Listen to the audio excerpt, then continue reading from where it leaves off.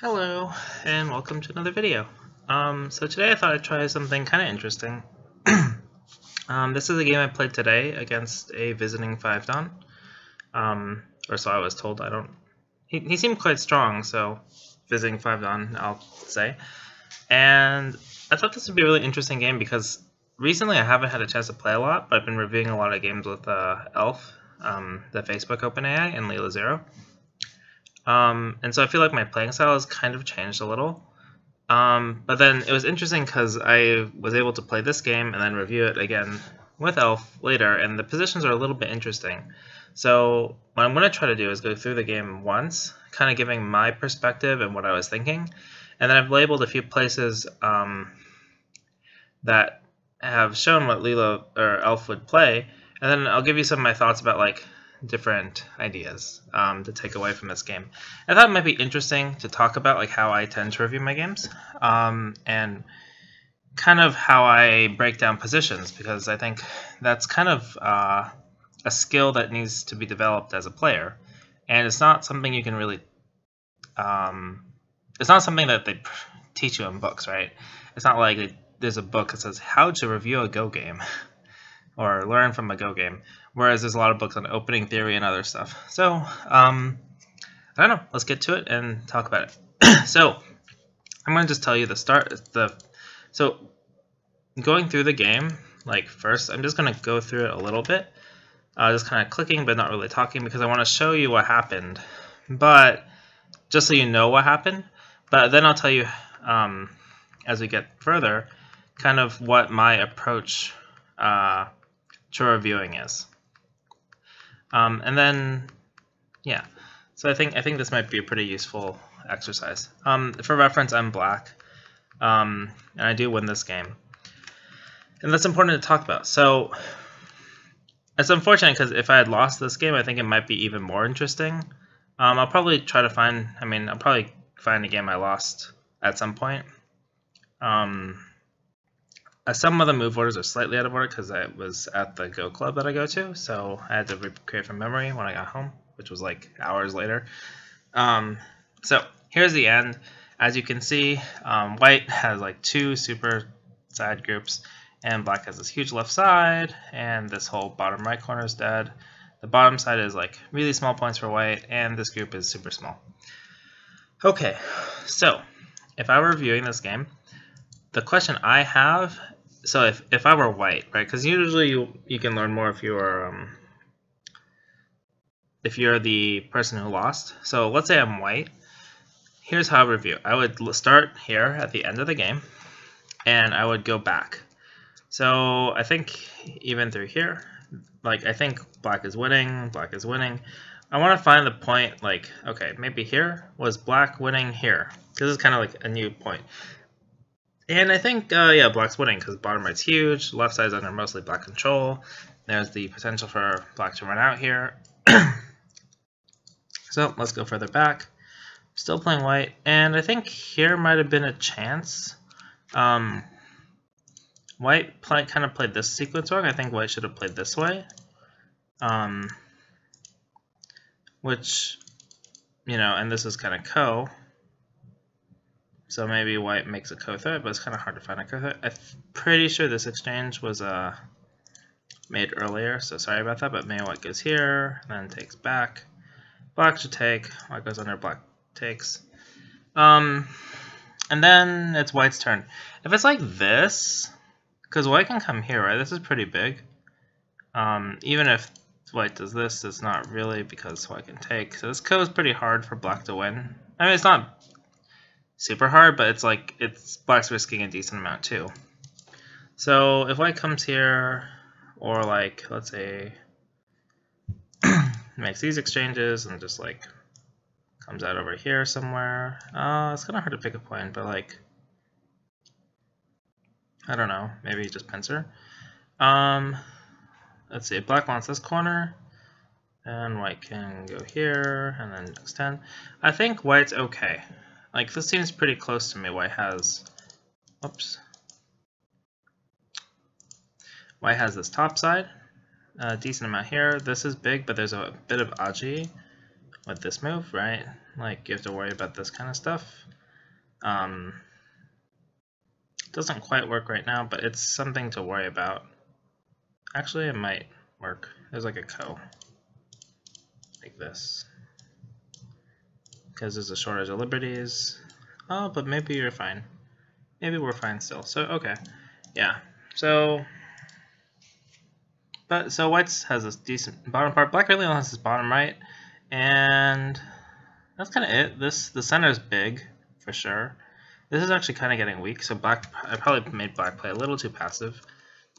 So maybe black can't afford to play a move in the bottom right, and black has to do something like this, and then Atari, and maybe start leaning on this to make shape, and then it's closer, right? Because we've reduced the bottom left a little bit, but so still this bottom right's big.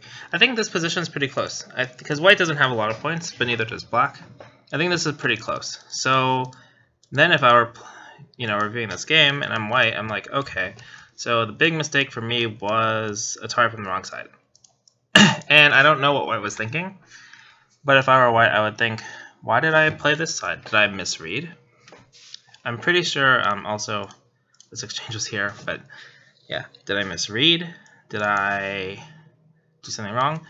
I think white just misread, honestly, because he probably thought I had one less liberty.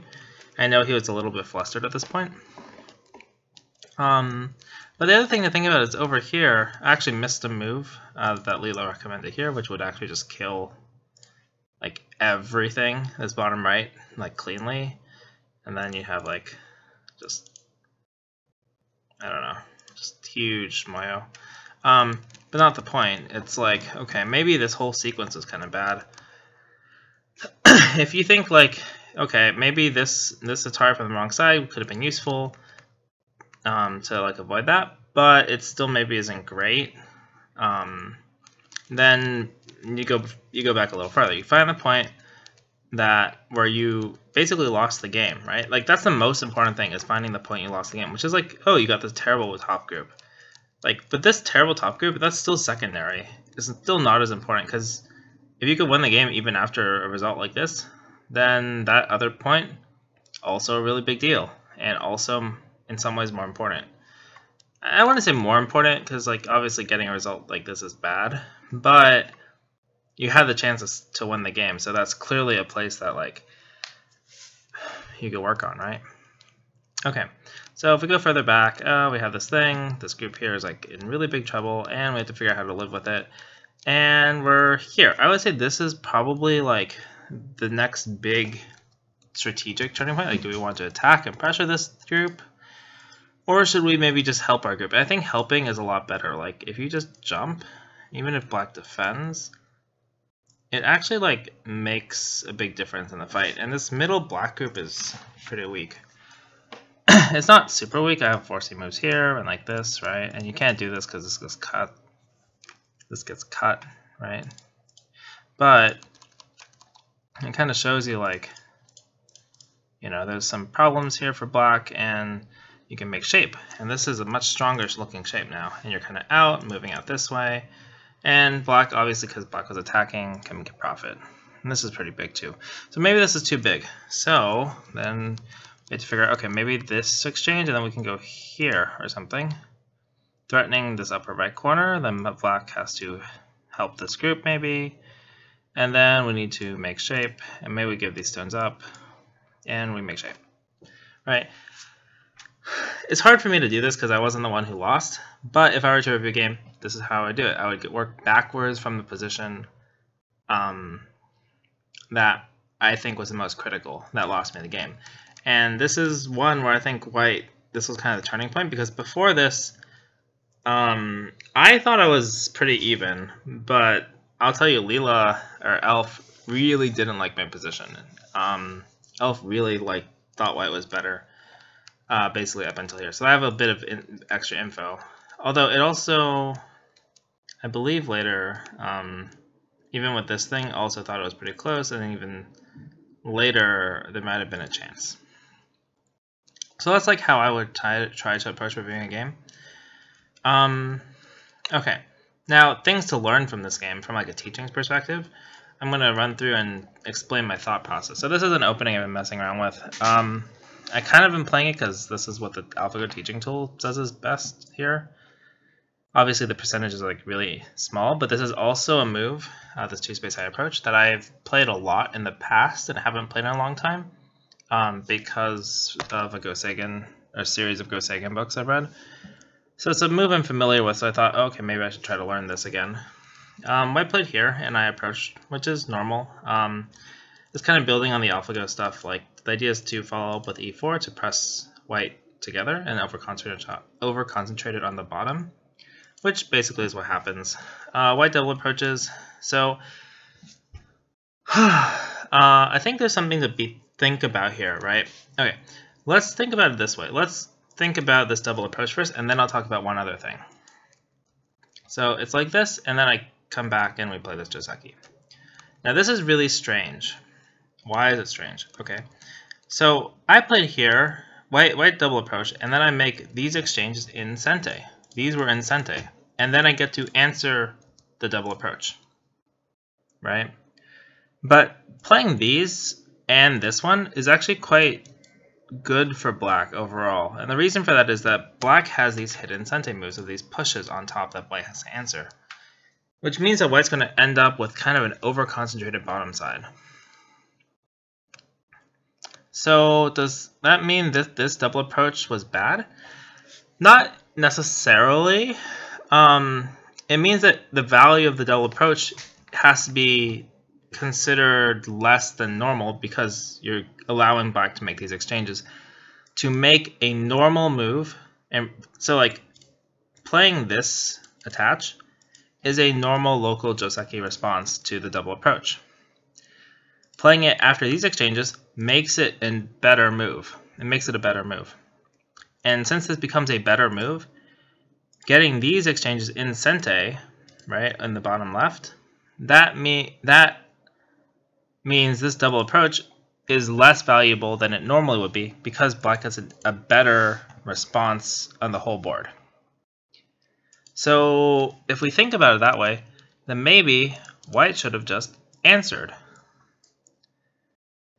However, if white answers and black just goes back and answers, it's kind of the same logic.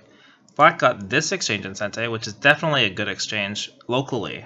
Why is it a good exchange locally? We've effectively prevented white from making an ideal corner enclosure. And one way to think about this is, let's say white kicks, right? We could stand up, that's totally possible, but let's say we just don't. Let's say we just extend, right? And then white follows up here. It's true. We can look at this from a Tawari standpoint. This exchange, bad exchange. Maybe 2-point loss for black, maybe up to 4. But this move here is really slow. Like, we could get rid of this. And this move is super slow, right? Ideally, this move should be somewhere else. So how slow is this move at this point in the game? Well, let's think about it this way. This move should at least be like, I mean, ideally you want it here, but at least here, right? Like just locally speaking. So this is like 6 points worse. And if we said like this was a, I'm kind of making these numbers up, not making them up, but these are like my estimations. This exchange, 2 to 4 points bad, then white's shape is like 2 points worse than just a normal enclosure, right? So making this exchange has actually prevented an ideal shape from white, and then black got to come back here, right? So making this, so if that's the case, that like coming back here, black has got a benefit on the whole board in the bottom left first before coming back to answer and defend against the move that white played initially, then you have to consider that when you play 0-3 in the first place, right? And if you play 0-3, then you have to realize it's not as good as a normal just approach. But 0-3 is a normal approach move, right? This is an approach to a corner. This is a typical normal move. Then when white gets this, now it's lost some value. Or, well, this hasn't lost value. This is actually fine because it's from here. But your corner has lost value. And so you have to consider that when you play this move rather than saying, hey, maybe I should just enclose, right? Maybe just enclosing is better. And you have to consider that. So this approach move, you can play here, but you've acknowledged that you're taking a loss in this bottom left, but you're still playing kind of a normal sequence in the bottom right. Nothing, you're not gaining any extra value, except maybe this F4 move works together. But even then, I'm kind of like, this is not the way you want to build a shape. Like locally, let's say white plays here. Yes, you have a very nice bottom side with a few holes in it, but ignoring the holes. Black has, you know, this is local Joseki. This is a corner, and this is black has got the first move in. So even blacks, and is this really like slightly white? Maybe say this is like, it's not as good as the upper left because this is like putting no pressure, very little pressure on black. But it is advantage to white. So maybe this one and this one, they kind of cancel out. This cancels out, and then this is black's. And black has first move advantage, but I think this is still slightly better than bottom left. So yeah, I think black is better. Like the bottom side doesn't compensate for that. Yeah. So that's kind of my logic here, is like I don't like this approach when they have an open corner if you can't get sente. So like if this started a fight and white could like, you know, you play a fight, I'm playing like an old Joseki and somehow white gets sente, right? Like this is not really the move, is it? Oh, I know what I did. Connect here. And white goes here and maybe black like descends to get sente, right?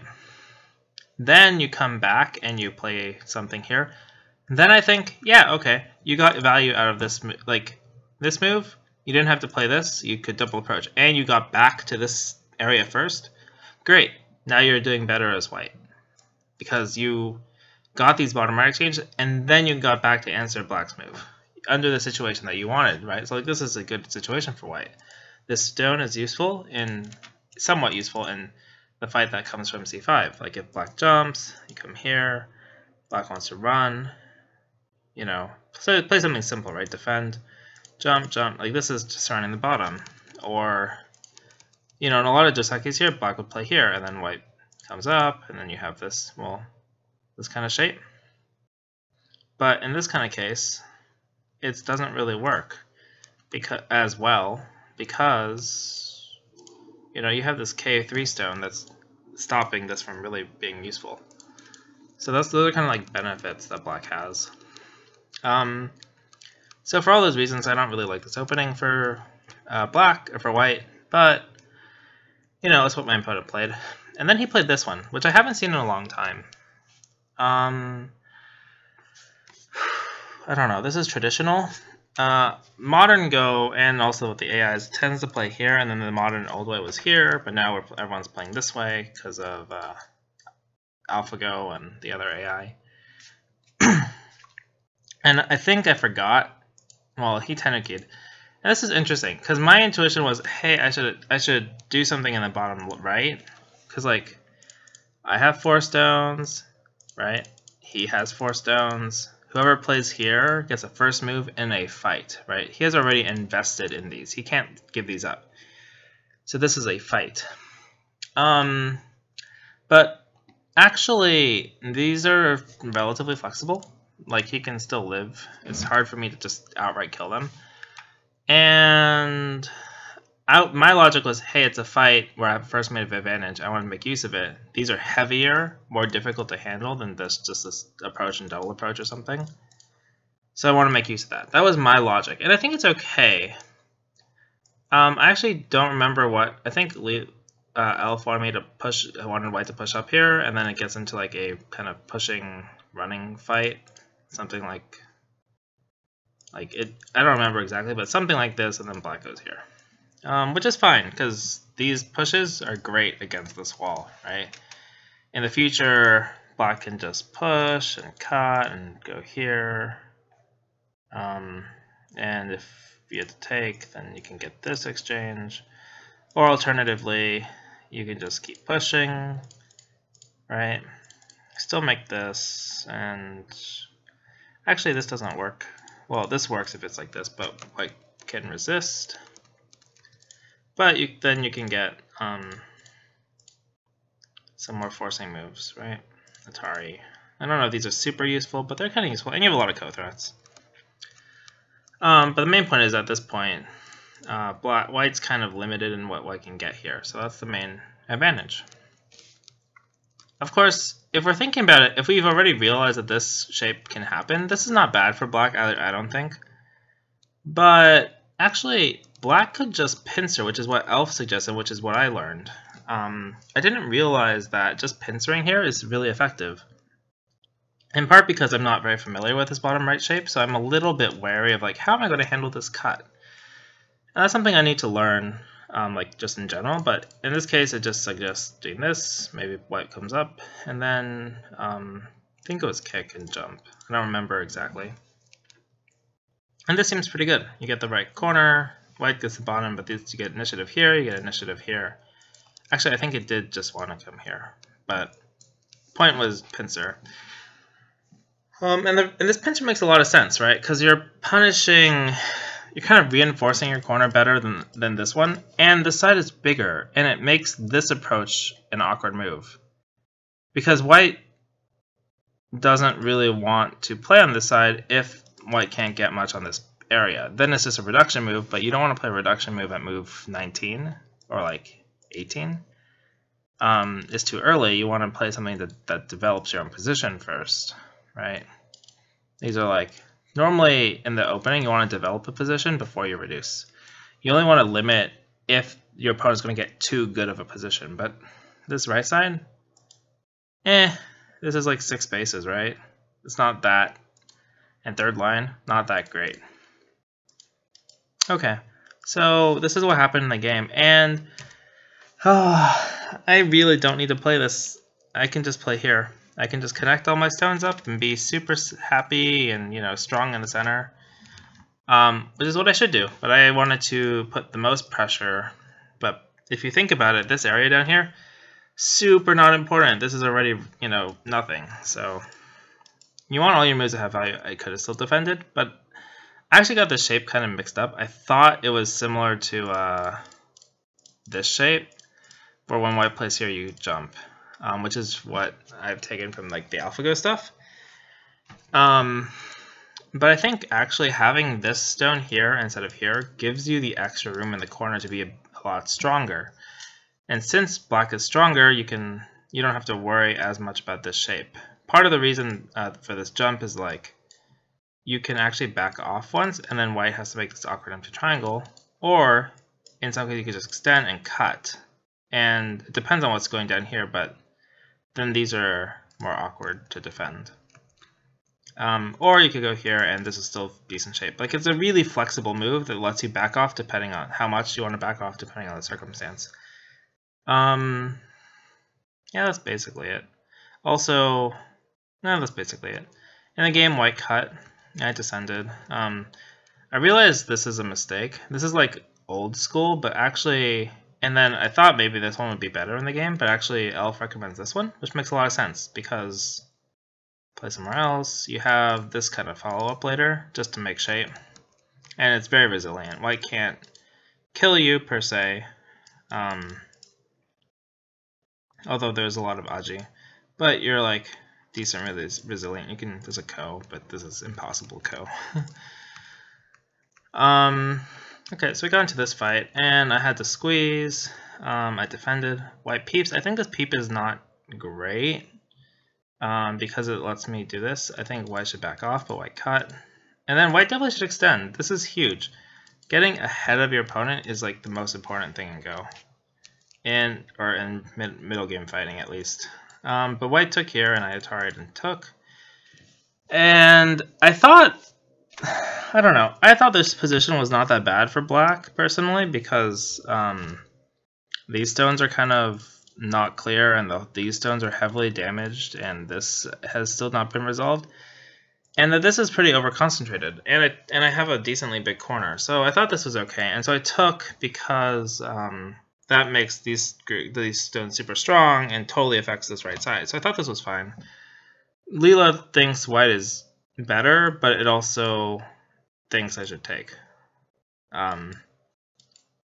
Yeah, so I don't know. It's interesting. It also then thinks that white should like extend over here, which I kind of agree with. But in the game, white cuts because white wants to be aggressive. And then double approaches, which makes sense. We play the same thing, and then I still jump. In retrospect, so I think Leela wants me to Tenuki and play here, which is, again, going back to that idea of like, hey, these are like, this is kind of Black's area. It's becoming Black's area because it's so many strong stones. But it's not a shape that I really know, so I wasn't sure how to handle this push and cut. But I think, at least from as far as I can tell, shapes like this, followed by here, are pretty alive. So I didn't actually have much to worry about. And I guess that's something I have to get used to. I have to play with this shape more to really get to understand that. I know older versions of Leela have just played here immediately, but I wasn't really sure what I would do at the time if white blocked, because I didn't really remember how to play this shape, to be honest. I guess white, you could go up. It just seems awkward, but it's totally fine. In the game I played here, because I was still mistaking it for the other shape, and I haven't been playing much, so I didn't really remember. But I thought this is fine. I mean, there's nothing wrong with this. It still has all the benefits of the other one of deciding when you want to cut, or block, or here. This is an empty triangle, so it's an awkward shape. You could cut here. It's not really a great move for white. Like, actually, you don't need to do that. You could go here. Can you go here? Maybe you can't go here. Maybe you have to block. I was confusing it. Yeah, but still, like, maybe this is possible. This is still not alive, though. It's like, no matter what you do, you just get harder and harder positions. This is a ko. Interesting. I have to look at this shape more.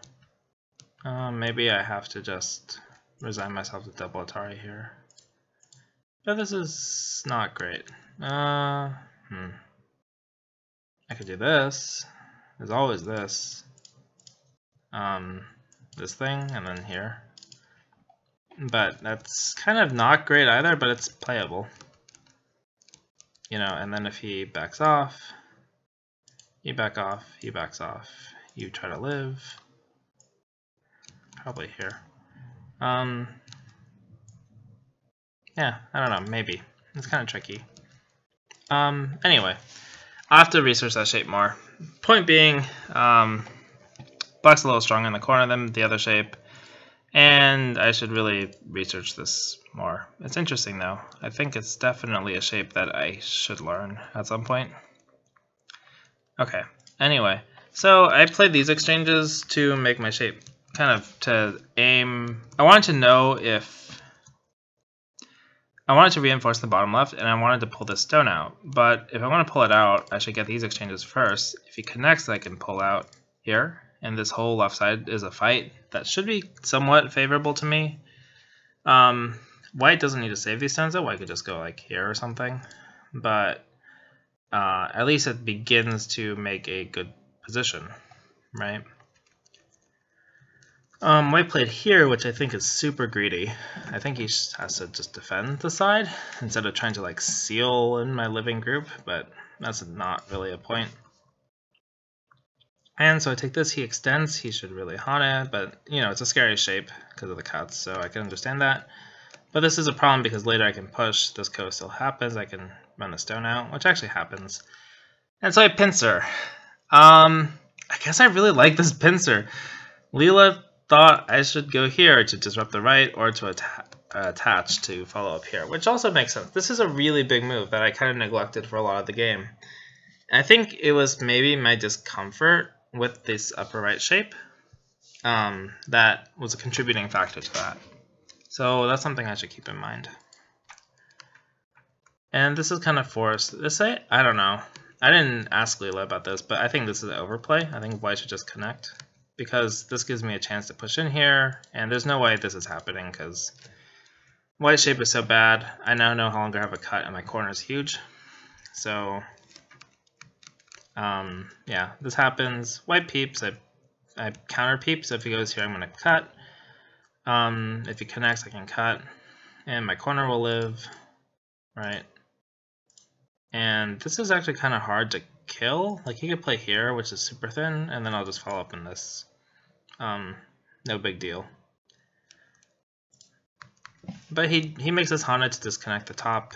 Or it's not connected now, but to make it, if black ever gets this move, disconnects the top, which is what he's aiming at. I connect here to fix my shape. He goes here, and we're back to that place where, like, Leela thought white could win the game by just defending. And I thought white kind of started going badly here with this kind of aggressive running fight. And you see, like, white was setting up this peep with this exchange to stop the potential for black to connect under. So I jump white, and this is pretty normal. I didn't review this part much with Leela, other than the fact that at this point, for some reason, Leela doesn't even consider, like, it has a really low win percentage, or I guess just the elf, has a super low win percentage for this move. Then it finds this move, does this, and then it tries to search every move on the board, and the win percentage for white just crashes. Like, actually it just plummets. And it's kind of weird because, like, at this point, it's like, oh, still like 40%. I think it's at this point. Still like 40% pretty even. This move doesn't show up on its radar. This move also doesn't show up on its radar, so it's kind of weird. And then this move is not a move Leela wanted to play either, but the win rate was already kind of like going down a little, but not a lot. Then this happens, and the win rate just plummets. It's just like totally disaster. And you could kind of see why. Leela had a better way to live here, but it's the same thing. And I make this ko. I make this ko because I read out that I didn't see Leela's variation here, which was this extension move, which is something that I should make note of. This is a move that, you know, it breaks white shape, but it's also a move that wasn't on my radar because of the cut, and like it's a very awkward shape with this cut here, basically. Yeah, so I should pay more attention to like being flexible in my reading there. But since I thought my best bet was just to go down, and that wasn't that valuable, I wanted to start the ko, so that I could use these as ko threats, basically. And then I pushed here to probe. Like, if white goes here, now we have a giant ko, right? White connects, and then Atari. So white defends, but that means I can run the stone out later, which was the point of that. And then I don't bother with the ko anymore, I just play this. We get back to this position that I was talking about earlier.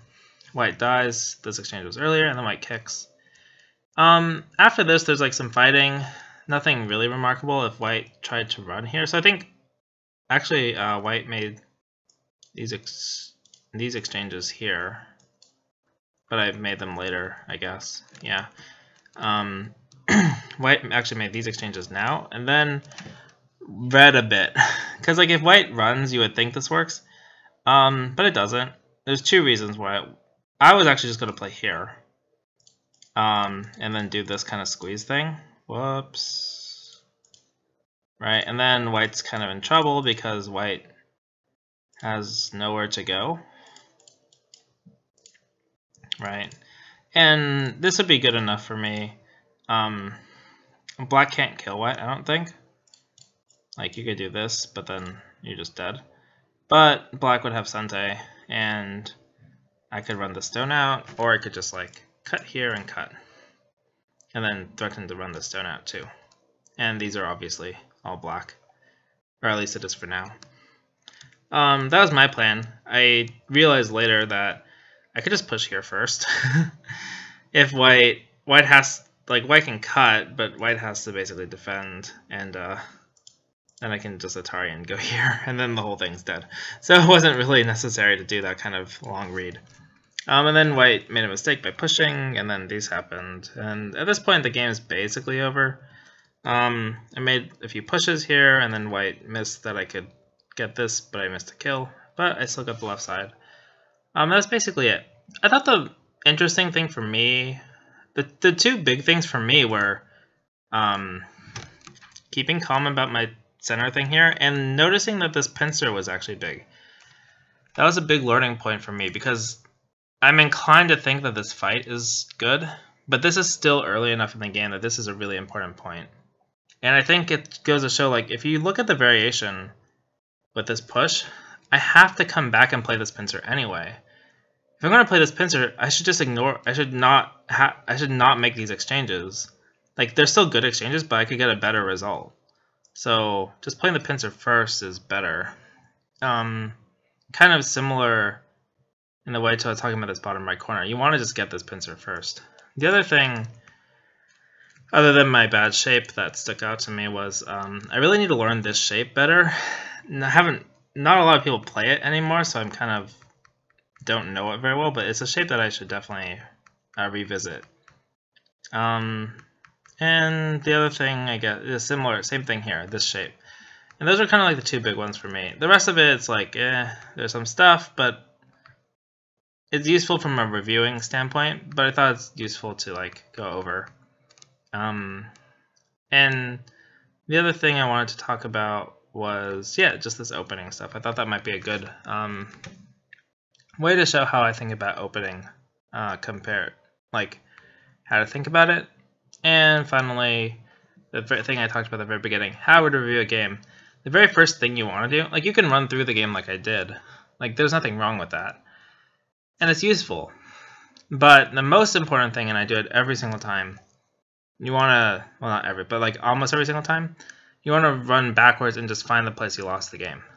Like training yourself to, first of all, be able to evaluate the board, to know where like the turning point is, trains your sensitivity to like the score, how the board state is and what you can do with it. And it also trains you to like get better at evaluating what kind of situations you find yourself making big mistakes in. Okay, that basically wraps it up for this video. I thought this was an interesting game. I think this might have gone longer than I wanted, but if you stuck around, thanks for watching, and I'll see you next time.